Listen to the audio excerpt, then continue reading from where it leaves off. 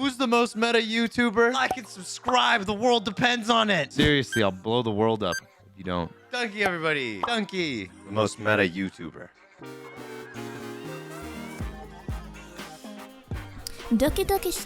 Last week I talked about how people are terrible at talking about positives when reviewing things, and then made a meme of it by glossing over how great Dunkey's E3 review was. So I thought it'd be a great idea to talk about how amazing he is this week and fanboy a little bit. Oh my god, wow. Oh my god, Dunkey, wow. YouTube as a platform has gone from being dominated by videos like the Crichton Leprechaun. Who else in the Leprechaun say yeah? Yeah! And Grape Lady Falls.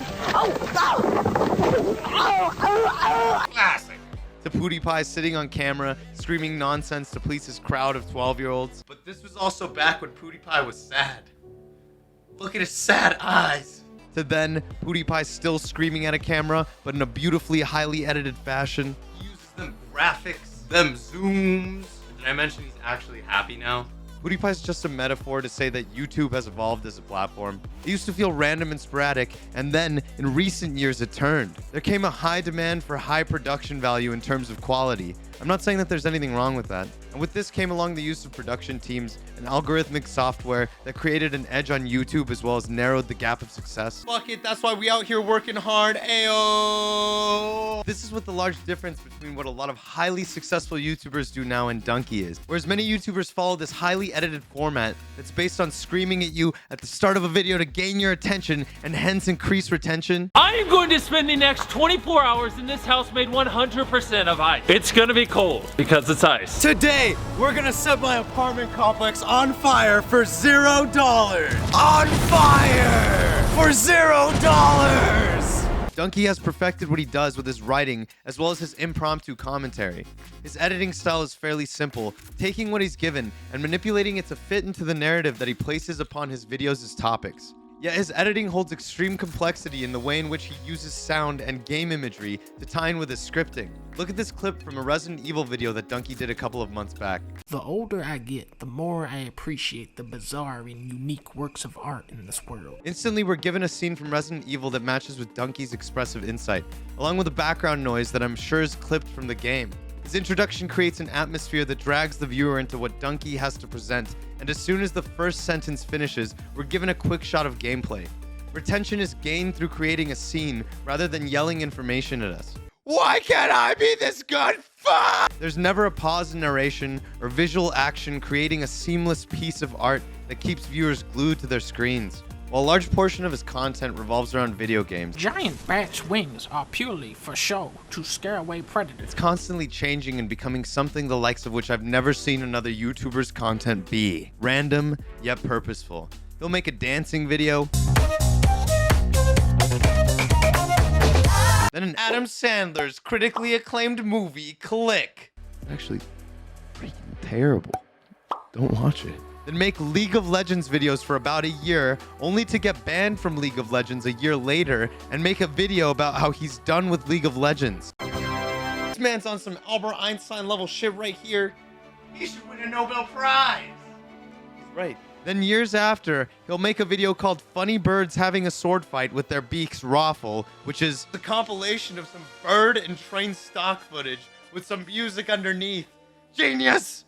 Fucking genius! His satirical comedy power level has increased so much over the years that he has now taken Momus's place. History time. Momus was the Greek god of mockery that got expelled from Olympus for ridiculing the gods. We love Momus. We love Momus. We love Momus. We love Momus. We love Momus.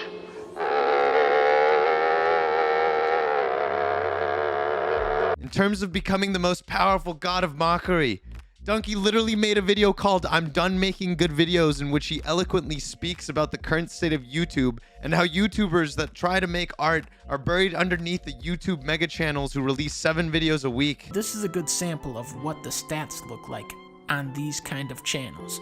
Now, let's put an actual YouTuber on the chart like Markiplier. Notice how you can't see us anymore. Only to then talk about how he's going to release daily uploads, hire editors, and use tools like Vodity to increase traffic onto his channel. Then what does Dunkey do?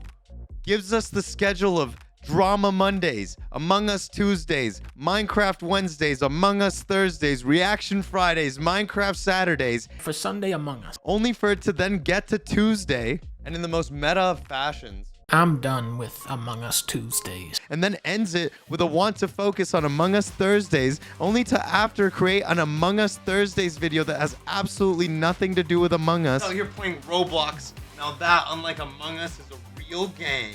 Dunkey makes videos on varying topics. My thoughts on Little B's game collection. Dunkey puts a lot of time and effort into each of the videos he creates on a weekly basis. There's thought behind the madness, and the original flair that he adds to his videos makes each one of them feel like a special treat. Every week there's something different to enjoy that has just as much heart as the last video that was released, and there's a lot of beauty in that. The metropolis is governed by rigid rules and systems which struggle to interlock or support each other. In a time where everything depends on the algorithm and creators focus on numbers over artistic outputs, it's refreshing to see content creators that go against the grain. That doesn't mean I hate creators that release a video every day or not respect what they do, as it's difficult in its own right. Not to talk shit on 7 days a week uploaders. I love you, Moist Critical. This is for you, Moist.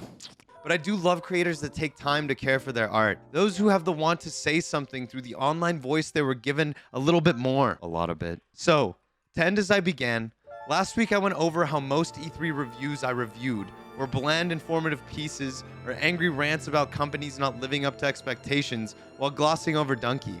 But I wanted to make a point. It's important to talk about what we love in depth, because a couple of words can never really express the craft and artistic motivation that goes into a channel that cares about their content three-dimensionally and thinks outside the box. Dunkey's actually making content out here in the fourth dimension. Time. Dunkey's actually... Dunkey's actually... He's actually out here. Dunkey's actually...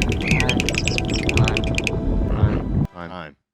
But to bring it back around to Dunkey's E3 2021 video, I want you to really listen to this clip and hear the constructive piece of reversal satirical writing that this section provides for the viewer. They're doing a Far Cry 6. This game is extremely unpolitical. As a gamer, I always hate to see politics in video games. I hate to see developers use video games to comment on real life issues or try to tell a story or be creative, and that's what's so great about Ubisoft as a company, is that they would never have the balls to do any of that. Thank you, everybody. If you enjoyed my videos, like and subscribe, comment, watch another one of my videos.